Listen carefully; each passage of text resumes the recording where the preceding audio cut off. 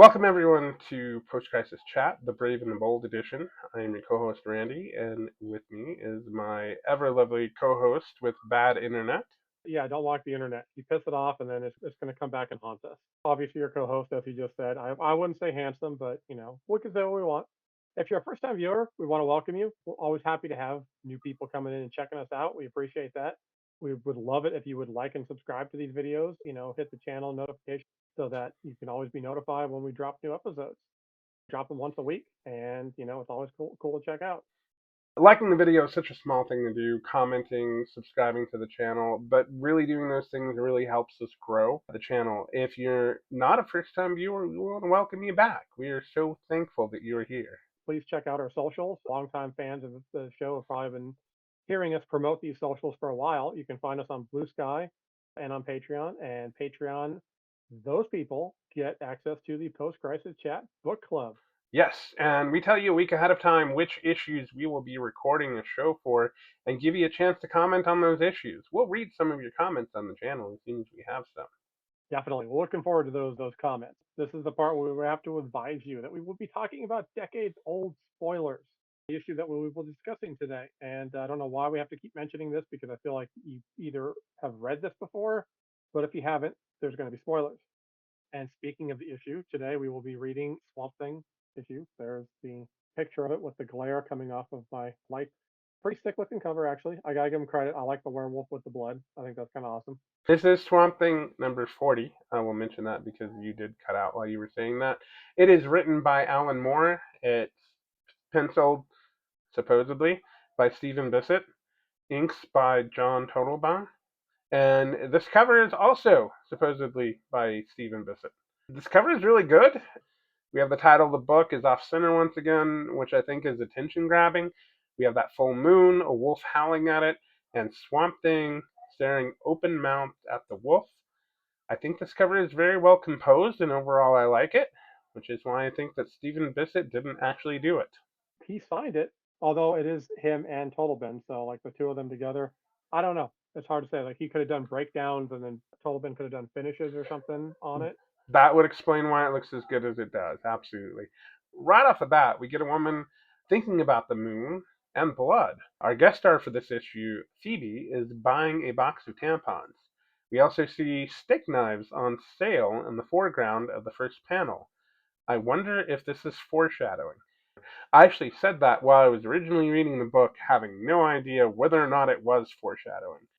In the next panel, we get a description of a hut that Native women were sent to called the Red Lodge. The fact that the lodge sits on stilts seems to indicate that the women of the tribe were somehow tainted when they were on their period. At the same time, Phoebe thinks about those women in contrast to the package of tampons that shows a laughing woman running through endless fields beneath a cornflower colored sky. We are told the women of the lodge had to suffer by not being able to stand, lie down, or even see the moon. All they could do was squat there. They were not even allowed to touch themselves. Food was passed to them by elders on sticks. They were not allowed outside the hut to witness the moon, which seems really important to them. This situation sounds truly horrific. I wonder if there's any basis in reality to this situation. This is possible that this kind of thing could have happened. People had different ideas on things that we think nothing now. Absolutely. At this point, Phoebe pays for her groceries, noting that the tampons went in a different bag, as if the tampons would somehow contaminate the rest of the groceries. All Phoebe can think about is the native women's anger. Then we see Phoebe walking home, and she remembers an argument she'd had with Roy, her husband. As she replays this in her head, she revises history to say all the things she wished she had said at the time. Phoebe seems to feel the anger of the native women inside her. She witnesses several things on her walk home that seem to make her even angrier, and she senses that the native women were most angry about not being able to see the moon. The moon is very important. Now, regarding the argument with her husband, I think we've all been there. You know, we've had an argument with somebody and we've gone back and we said, This would have been so much better if I had just said this. We revised that argument to ourselves. So I think that's really, everybody can kind of identify with that. Definitely. I think everyone's a lot more clever in their head the second time around. Oh, for sure. Not many people can improvise a good argument.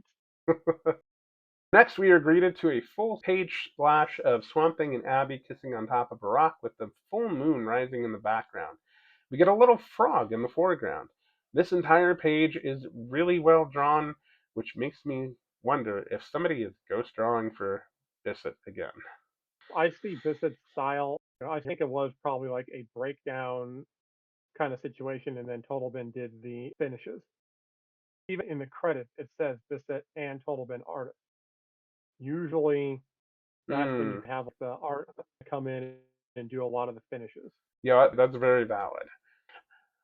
Abby and Swamp Thing swim while discussing Swamp Thing's ability to let his body die somewhere and regrow it somewhere else really quickly. They enjoy the fact that Swamp Thing is only a step away from Abby anywhere in the world. They also discuss their distrust of Constantine. I happen to agree. They should not trust him. The faces on this page look incredible, which once again makes me think Bissett had help. Amy's face in that bottom left panel is particularly well drawn. You can see her love of Swamp Thing in the look on her face. The emotion here is palpable and it's great. I absolutely love these faces. What I like about that bottom left panel is the way that it almost looks like her hair is melting into the water. Mm, That's a cool looking effect. I agree. This whole panel is composition is just like perfect. This is perfectly drawn. Abby and Swamp Thing continue to discuss Constantine. Swamp Thing tells Abby that he is going to meet Constantine one more time. But after that, Swamp Thing is done playing Constantine's game. He's tired of it. Abby asks Swamp Thing if he's sure he's done, since Constantine seems to have lots of knowledge. Abby also acknowledges she was being selfish a couple of issues ago when she didn't want Swamp Thing to leave. Swamp Thing says he is sure. He likes hanging out in Louisiana with Abby. Abby mentions Swamp Thing is just like the person she always imagined marrying, except that person wasn't green and covered in fungus. The art and faces on this page are once again pretty well drawn. I think you're right. I think it was Totlebon doing the finishes that maybe helped here. Next, we switch back to Phoebe in Maine. They're entertaining guests who are complimenting their nice house. One of the guests mentions native history, where the natives sent their women when they got cranky around, quote, that time of the month, end quote. The man says he doesn't blame the natives who sent their women away. The man who says this makes Phoebe even angrier, though she plays it off like she isn't. The man makes fun of his wife's weight. We get more details about how the women of the lodge were treated. They ate from sticks like lepers, and the gourds that they sipped water from afterwards were smashed and buried. The anger of the women in the lodge continues to build up even more within Phoebe. The art on this page looks mostly like I would expect a Bissett page to look: blank, poorly drawn faces, no background, a pair of red blobs that are supposed to be eyes towards the bottom of the page. I don't think he had much, if any, help on this particular page. I know you had something you wanted to say about it, though. That third panel on the right, that's the close up of, I'm assuming it's Phoebe. That one to me feels like it's Bissette doing the breakdown and then Totlebon doing the finishes. And the only reason I say that is because I know you say the faces aren't that great. I like that face because there's a lot of heavy shadow and it's really conveying the emotion. You're feeling the anger, the desperation, the sadness off of her because of the shadowing. I see where you're coming from. At the same time, I think I'm going to disagree. I don't see anger on that face. That face looks kind of blank. But maybe blank is what he was going for. With the heavy shadows, like you say, obviously that's meant to portray somebody feeling dark, obviously. At least in my opinion, the blank face could be her trying to hold those emotions inside because the guy's talking crap about women in general. That's what conveys the emotions. Though. Like, I've noticed it watching anime recently that sometimes people kind of have that are going to that emotional state of maybe sadness or anger or something like that. You'll get kind of a blank face and a lot of heavy shadow around like the eyes and the Hmm. just the face in general and stuff. And I kind of feel like that's what he was going for there. I don't know for sure, but that's what I was getting the vibe off of. Gotcha. Phoebe heads to the kitchen where she is overtaken by a wave of vague and centerless panic. She picks up a silver spoon and realizes that it is not the kind of silver she needs. This thought actually shocks her. She remembers the anger of the women in the lodge. We get some very good art of a wolf, and the narrator mentions that the women from the lodge, and thus Phoebe, are hungry to see the moon. She turns from the window, shivering, and decides to make coffee. The visitors leave, and Roy, Phoebe's husband, remarks that her eyebrows need to be plucked. Roy is a dumbass. The narrator mentions the next day her stomach aches and something is twisting inside of her. There's another halfway drawn Bissette page. Phoebe's face looks terrible, but the wolf and the moon on the page, they actually look pretty dope. Not too bad. I wasn't as big a fan on the wolf. Some of it just kind of looks a little bit off to me, but I like what he was trying to do with it. For me, even when he doesn't draw great, it still works for this book for some reason. I can deal with his artwork. Hmm. I think because the writing is so good that I can suffer through it. The artwork has definitely been worse. It's those faces, man. I look to faces so much in my comic books to help portray the emotion and help me understand what's going on. And when the faces are off, it just throws me off from the whole comic. This one's not terrible, it's just not very good. We see that Swamp Thing is growing his body in Kennesaw, Maine. Swamp Thing says he feels an old and primal power here. It is a dark beacon calling to him. And this whole page to me just looks great. I mean, the whole him growing out of the ground, they did a beautiful job with that. Yeah, Except for 100%. Swamp Thing's face. I mean, the detail I didn't even notice until just now. The pine cones that are on top of his head, like Yep. that's gorgeous. I really enjoy this page. The panel work on here is great. Swamp Thing almost looks like a scary monster in that third panel at the top of the page. And then, yes, you've got that amazing face. That is so good. You can almost see like the curiosity in his eyes. Like, what's going on here? What's this primal presence that I'm feeling? That face conveys so much emotion. It's so good. Bissett can do really good when he's given the time to draw it, and then he does really good when it's monsters. I think that's why they picked him for Swamp Thing because like you get pages like that or panels like that, and you kind of forget sometimes. It's like, oh yeah, he's not good at drawing the people very well. We cut back to Roy yelling at Phoebe, wondering where his dinner is. Phoebe says she didn't want dinner, so she didn't make it. Roy only seems to care about his own dinner. The anger wells inside of Phoebe, and she yells at Roy to go away and leave her alone. Roy realizes that Phoebe is having PMS and decides that he has had enough of this crap. He continues to try and pick a fight with her. Phoebe feels the anger of the lodge women growing even more inside of her. It's become kind of a pattern with more of writing terrible husbands or boyfriends. But I gotta say, Roy isn't as bad as some of what we've seen. He's not hitting her, and some guys hitting some kids and women. He's just a verbally abusive kind of douche. And he seems very selfish. And that seems to be true with, you're right, Moore has a pattern of writing crappy boyfriends and husbands, and it really seems to always boil down to they're always selfish. They don't care about anybody but Yeah, themselves. I think that's why he yeah. does such a good job of capturing them and making you hate them. Maybe hate's a strong word, but you know where I'm coming from. There's people in the past in these books that I've absolutely hated that he had as boyfriends or husbands. Roy's not at the top of the list. I gotta say, he's on there, Yeah, but he's not at the we've top. had worse. Roy still, like I said before, Yeah, dumbass. So next we see a wolf erupting out of Phoebe's skin. That was really cool. I was kind of cheering for Phoebe Wolf at this point when she erupts out of Phoebe's skin. And the way it just comes up out of her mouth is both shocking and awesome. The bottom panel of Roy standing there shocked as Phoebe's outer skin lays on the ground is damn near perfection. I think the only thing that would have made this better is if they had had a full moon in the background of this. Missed opportunity. But this is the kind of horror that I am here for. Like this is just, man, I love everything about this page. I love werewolves. Werewolves are probably my favorite of the monsters. So I love werewolf movies and transformations. Definitely one of my favorite werewolf transformations. I've never seen anything where they come out of the mouth like that. That's a new concept to me, and that's kind of cool. Like I've seen them wear the skin and cut it off and stuff, but never just actually like you said erupting from the mouth. That's cool. I would love to see that in a movie. 100%. This page is the closest page to perfection I think we've seen in this issue. It is so, so good. On the next page, Phoebe Wolf chases Roy back to the house with Roy threatening to call the police.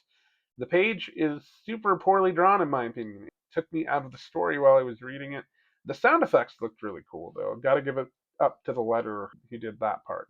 At the bottom of the page, it almost looks like it's a mouth that's just swallowing Roy up. I thought that was pretty cool. Bottom panel I liked. Um, I thought that was kind of cool with the werewolf kind of pouncing in onto the door and stuff. That looked not super terrible. The rest of it, like, yeah, wasn't great. I don't know if it's because the way the panels are arranged are kind of weird. I don't know what design they were going for with almost looks like kind of daggers coming down. You got the circle. It was a weird panel design, but that bottom panel I really thought that was kind of cool. That had a good horror creepy vibe to it. Not even like seeing the full werewolf, just the claws, the teeth, and then the eyes. Yeah. Now that you mention the panel layout, I don't know. Maybe it's just me. I started looking at it more closely because you mentioned it. It almost looks like an exclamation point. I don't know if that's what they were going for, but that's kind of what I see with it. It could be. I like external panel work. Panels are something with comics that you don't get that in any other medium. Even in comic strips, you can't get too experimental with the panel work. Comics really has that advantage, and you get to see the artist kind of explore and really kind of show off what they can do. So I like that. This one just, I don't know, it doesn't hit with me. It's just a weird looking design that I'm Hmm, not feeling for some reason. I don't gotcha. know. Maybe I'm missing something.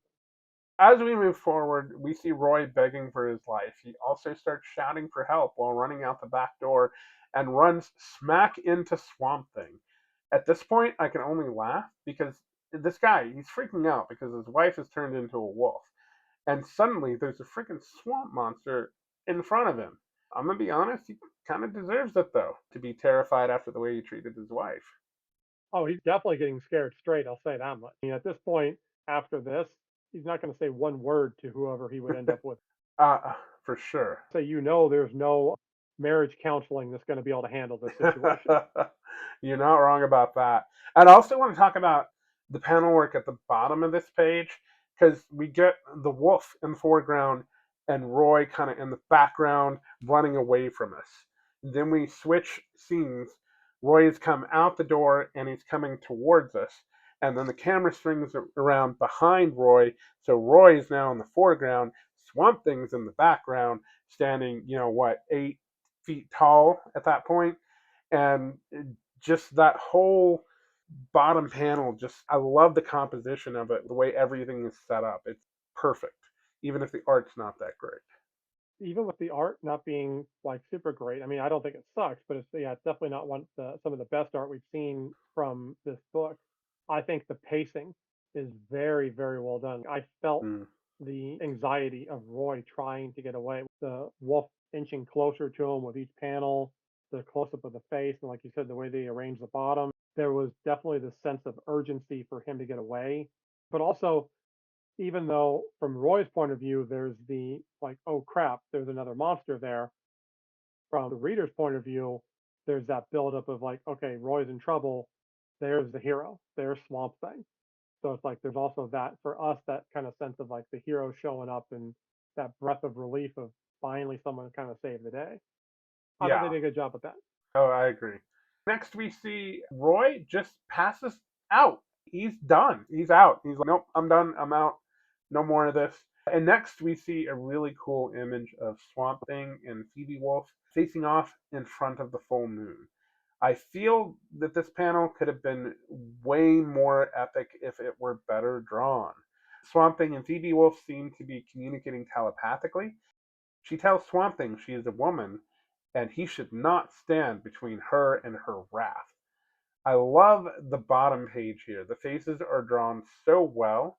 Half of Swamp Thing's face, half of the Phoebe Wolf's face, as they face off against each other. These two panels are so well composed. It is just, this is stellar work. I wasn't a big fan, not the last page, but what was it? Page 11, I think it was, the odd panel work. This one, I like the composition of all this. It's a weird design. Top panels are kind of like at an angle going down. You got the centerpiece with Swamp Thing and Phoebe Wolf facing off. Even though you say that one's poorly drawn, I don't think it's that bad. The background I like because you got the moon like an orange color, and then you've got the outline of the trees in a lighter blue with the nighttime being a darker blue. That was cool color composition that they did. I can't say anything wrong with the bottom one. The detail on that is amazing. The fur, the vines, everything just looks phenomenal. Next, Swamp Thing senses the elemental energies inside Phoebe Wolf are strong. Is this a precursor to the Red? I'm not sure. I haven't read enough about the Red to know. What do you think? Definitely could be because the red represents typically animals. I think man is considered part of the red. This could be definitely a precursor to the red. Hmm, It cool. would make sense. Swamp Thing stares into her eyes and realizes he does not have the authority to stand in her way, but he still feels it is necessary to do so. Swamp Thing understands this is her place of power thanks to the lodge. Swamp Thing almost allows himself to be thrown back from the scene. Phoebe picks up Roy, where Roy is once again begging for his life. For some reason, the bottom panel almost reminds me a little bit of Bernie Wrightson. Obviously, not to the level of a Wrightson, but it almost kind of reminds me a little bit of that. I can see that. This face is actually really good. It's really showing Roy's terror here. That comes across really well in this particular panel. Yeah, if you would have got one of those blank faces with the werewolf claws around the head, that's one of those times where I could see you saying, and I would have actually agreed for once that that took me out of it. I also like that it shows the size of the werewolf's hand because that hand is palming his face like it's a huge hand with a basketball. It's like covering his entire, almost his entire face.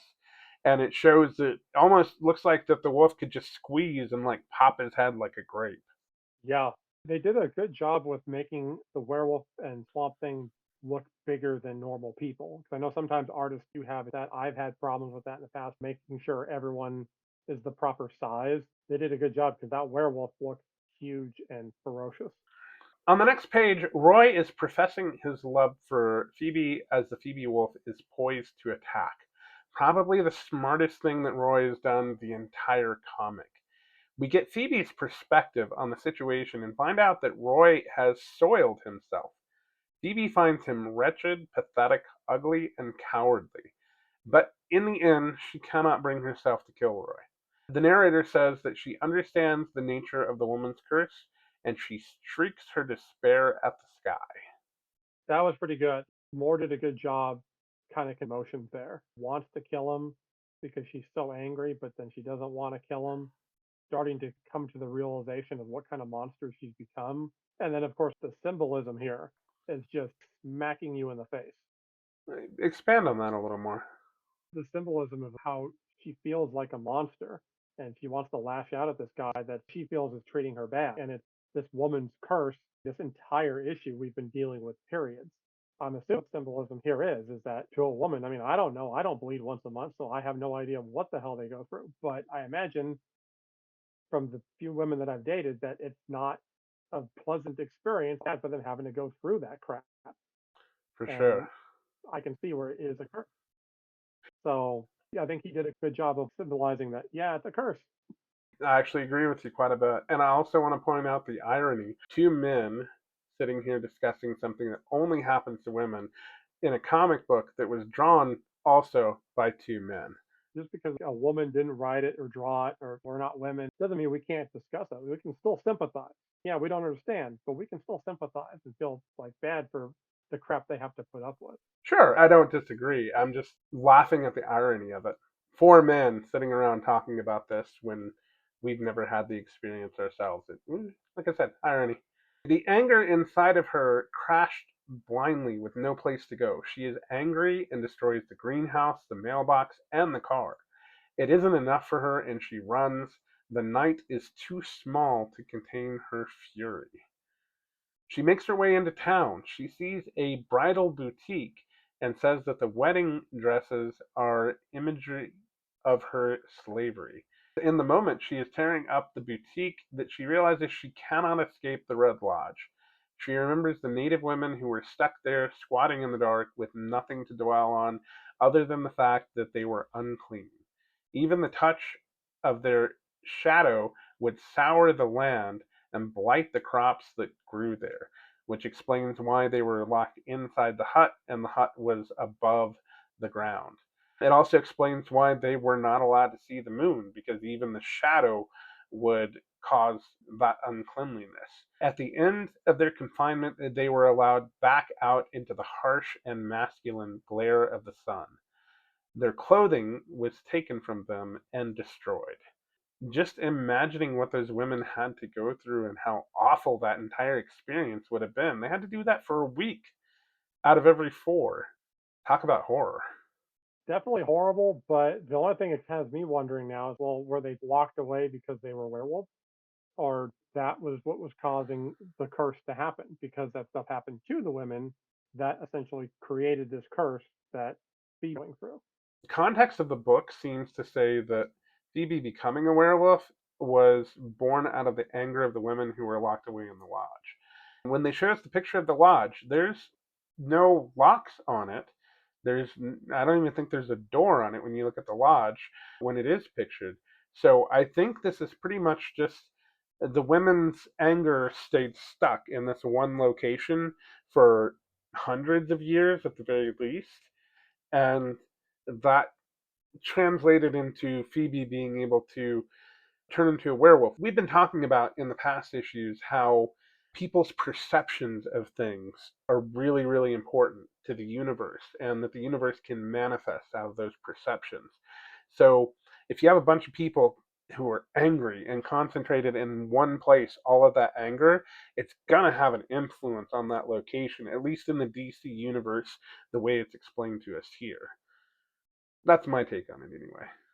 The main take I was getting from it, I kind of had to question a little bit of like, was that also why they were locked away? Because in the beginning, the tribe being terrible to their women, but then as she turned into the werewolf, I started to kind of question like, okay, maybe there was more to it. It definitely feels more emotional response of the curse is the result of them being treated like that. And then unfortunately, Phoebe got stuck with this curse. Yeah, really unfortunately for her. So we switch now to an adult bookstore.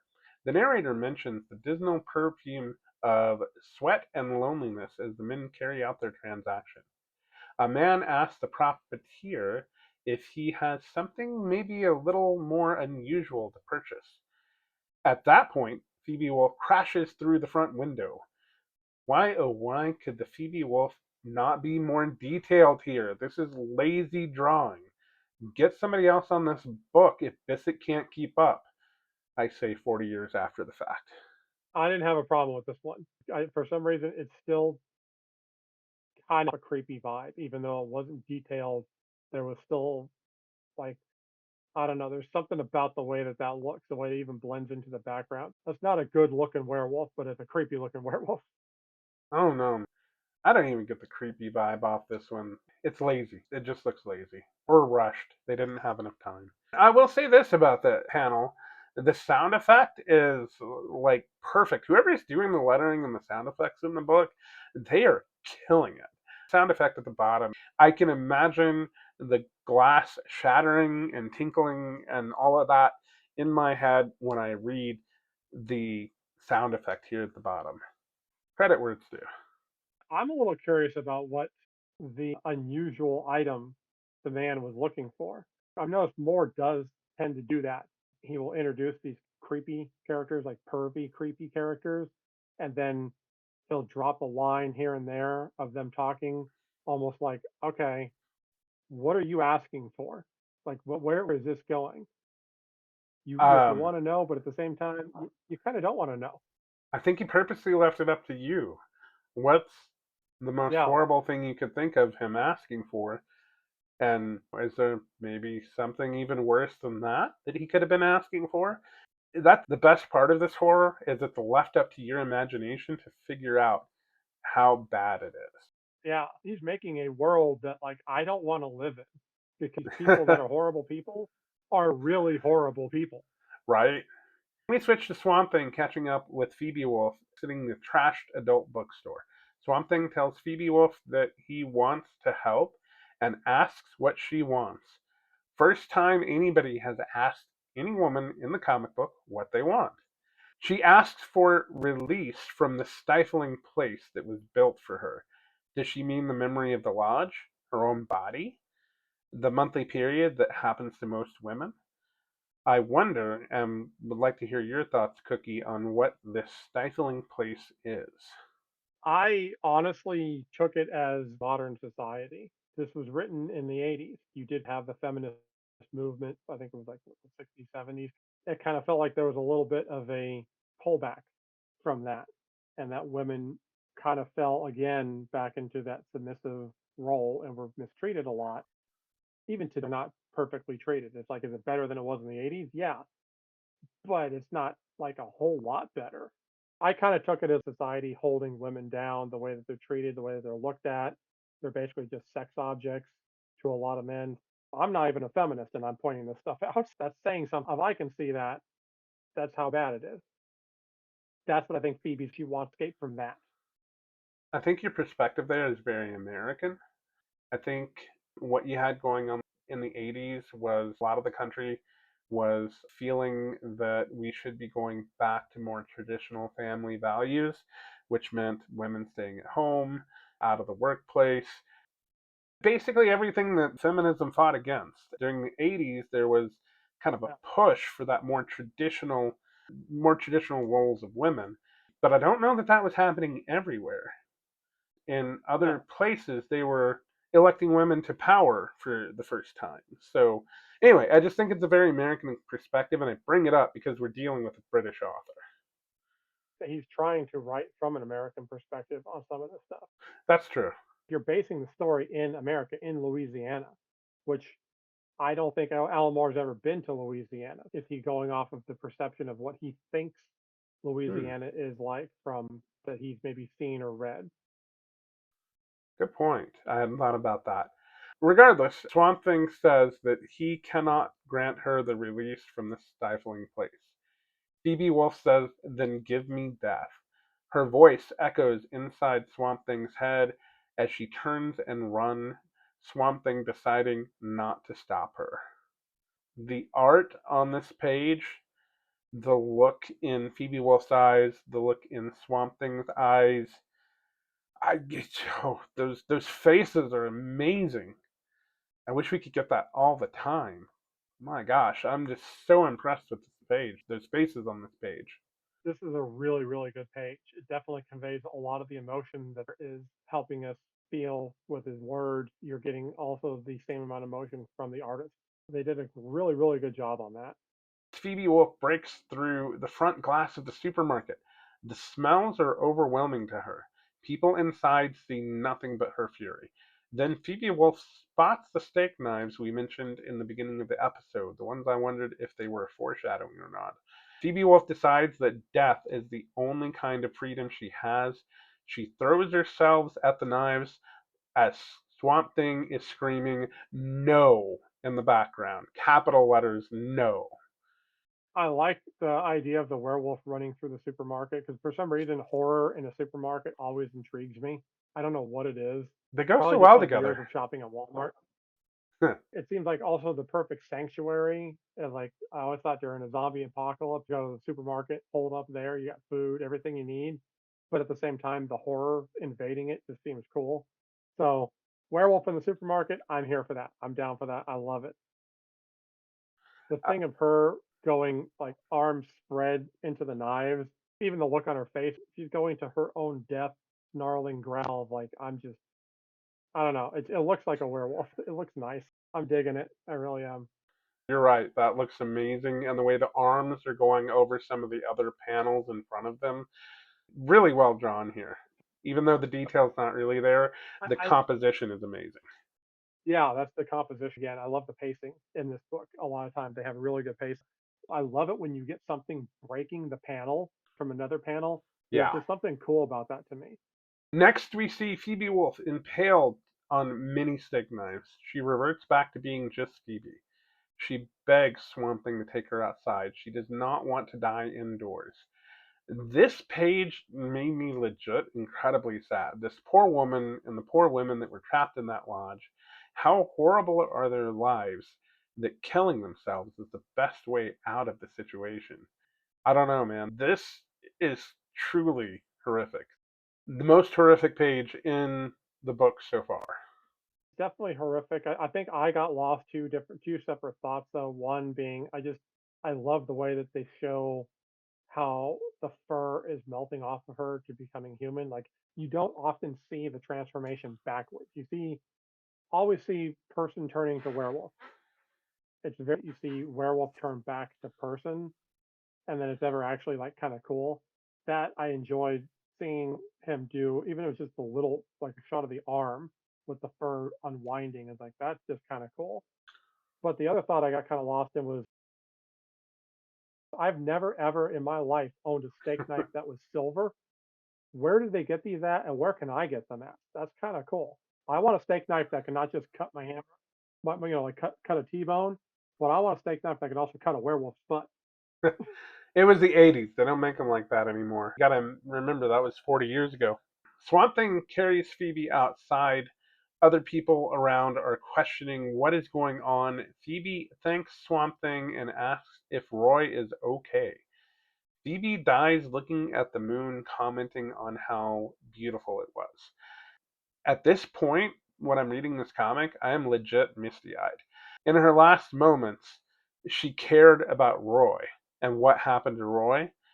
And then she got to see the moon that all the native women missed out on for so long. Hundreds of native women, maybe thousands over hundreds of years.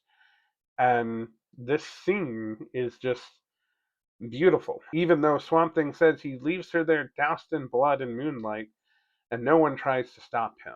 Somebody dead being doused in blood and moonlight sounds like it would be an awful thing, but in the end, it was really just quite beautiful. There's just something about tragic endings that are powerful emotion, sucker punches to the heart kind of thing. This was actually a good ending for that. I like the close up of her eyes as she's like looking at the moon, and then you see like the little bit of a tear kind of in the corner. That I thought was really well done. I think that might have gotten me a little bit. I very rarely cry at comic books. I've been mad at comic books when they've killed characters I like, throwing them across the room mad, but I don't think I've ever cried. Later on, Constantine shows up greeting Swamp Thing. Swamp Thing says he wondered when Constantine would arrive. Constantine says he has the next destination on this piece of paper for Swamp Thing. Swamp Thing gets mad and tells Constantine that he does not care. Swamp Thing only wishes to go home to Louisiana. Constantine says fair enough while looking smug. Well, he would be looking smug if the artist could draw an actual face. Swamp Thing comments on Constantine not being concerned that Swamp Thing does not want to go anywhere else with him. Constantine says, "Hey man, it's a free world, Chief. Go where you like. See you around." Swamp Thing watches Constantine leave looking kind of confused. Well, again, he would be if the artist could draw faces. Then Swamp Thing looks at the piece of paper that Constantine handed him, and it says Louisiana. This was so well executed. I just wish we'd had the art to back it up, and I'm sad that we didn't. But after being misty-eyed at the last page, this legit made me laugh. I was like, hell yeah, this is classic Constantine. I like that. It was a nice little setup of like Constantine just being like, yeah, sure, do whatever you want. Even if you wouldn't have known, 'cause the one downfall of a comic book is that you turn the page, you automatically see everything that's on that page. It would have been beautiful if you wouldn't have seen it. If you just would have like that setup of like, yeah, okay, yeah, whatever, it's all good. And then like the final part seeing, okay, we're going to Louisiana. That would have been kind of nice, but even knowing it was coming, it did get me to chuckle a little bit. Even I have to point out that's not a terrible face. I think the problem that I'm having, and I just recognized it, is that the artist is trying to draw almost, I don't want to say realistic, but like when an artist tries to sketch a more realistic looking face, trying to capture like the shading and all that kind of stuff. That's kind of what a me is. He's trying to capture.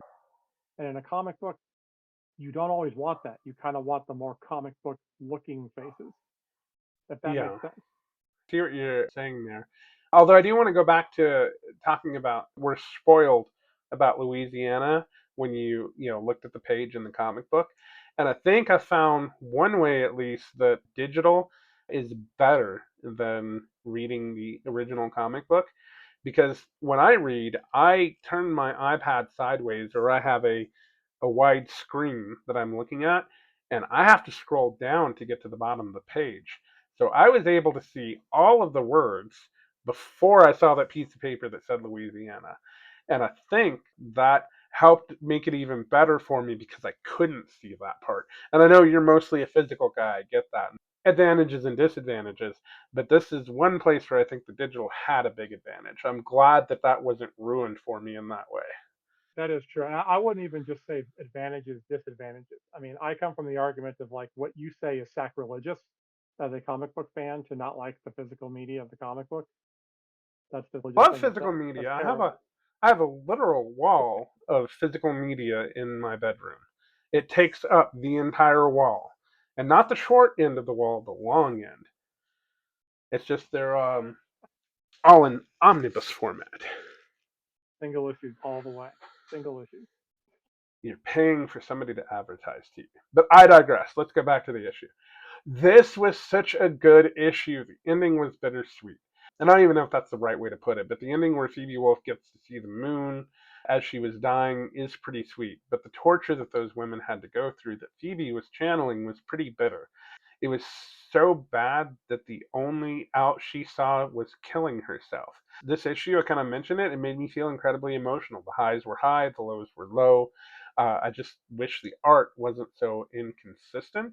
Having said that, though, I prefer inconsistent art when it's half good and half bad, which is better than Bissette's all bad, which we got in some of those earlier issues. What you said about the pacing, I didn't think to call it that when I was making my notes, but when I made my notes, I said I was literally on the edge of my seat as I was reading, wondering what was going to happen to Phoebe Wolf next. And you're right, it was that pacing that caused me to be on the edge of my seat. And at one point, I was afraid she was going to kill Roy. Roy kind of deserved to, kind of have the crap scared out of him for being an ass, but he didn't deserve to die. And so I'm just sitting there Yeah, reading, going, wait, is she actually going to kill Roy? He doesn't deserve to die. But at the same time, I felt very sympathetic towards Phoebe Wolf. If she had killed him, I would have understood why she did it. I agree. Roy didn't deserve to die. He was a jerk. Definitely deserved to be scared. Didn't deserve to die. But I also would have felt bad if Roy died for Phoebe because if she wouldn't have died, if she would have lived when she transformed back, she would have to live with the fact that she killed him. And that she didn't seem like the kind of person that could have lived with that fact either. Yeah, that's valid. There was a lot going on that was actually kind of heavy, which is funny because the first read through, I was I didn't hate it, but I didn't love it. It was just kind of there.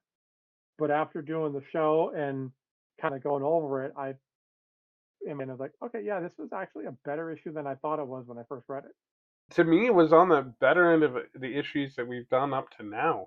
Overall, I give this issue a 4 out of 5 Phoebe Wolves. What about you?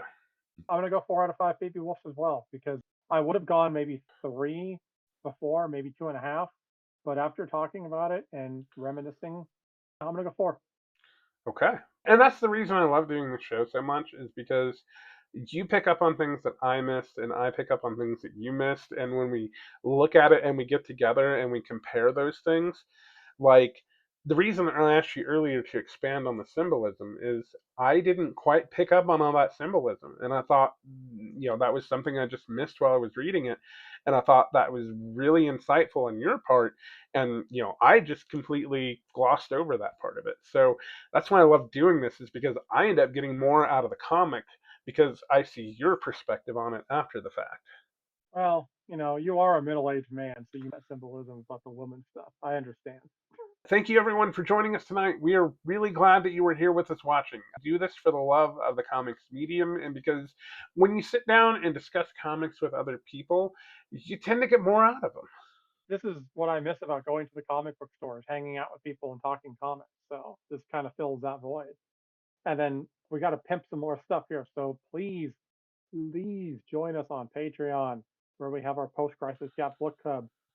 We let those Patreon members get their say on the book. We will read those comments on the channel when we record. And once we start getting more comments, we're going to start dropping those comments. Also, don't forget to check the description for links to our Amazon affiliate page. You can pick up the book we were just reading tonight in various formats. If you click the Amazon affiliate link to make the purchase, a little bit of that purchase comes back to the channel and it doesn't cost you anything extra. We are able to, hopefully someday, fingers crossed, get Cookie's internet upgraded so he doesn't have to repeat himself when he freezes in the middle of what he's saying. Maybe we'll throw that up in the bloopers sometime. Yeah, leave my internet alone, dude. I can't get better internet. I know we like to pimp social media a lot, and so I'm going to do it again. Don't forget you can follow us on Blue Sky. The link is in the description. We will be announcing when we post new episodes. So that's always a cool thing to have. Also, if you could give this video a like, give the channel a subscribe, comment as soon as you see, really help us with the channel growing. We want it big and strong. Yes. Lastly, we want to give a big shout out to our editor, Nacho King. Yes, we could not do this without you, Big Daddy. We're at the point where we're doing the closing. Given the nature of tonight's episode, I'm not sure our regular closing is appropriate. Yeah,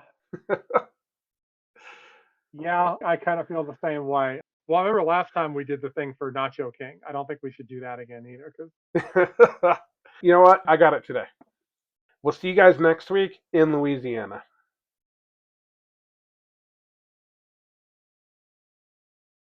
love it. All right. Thanks, everybody. Have a good night.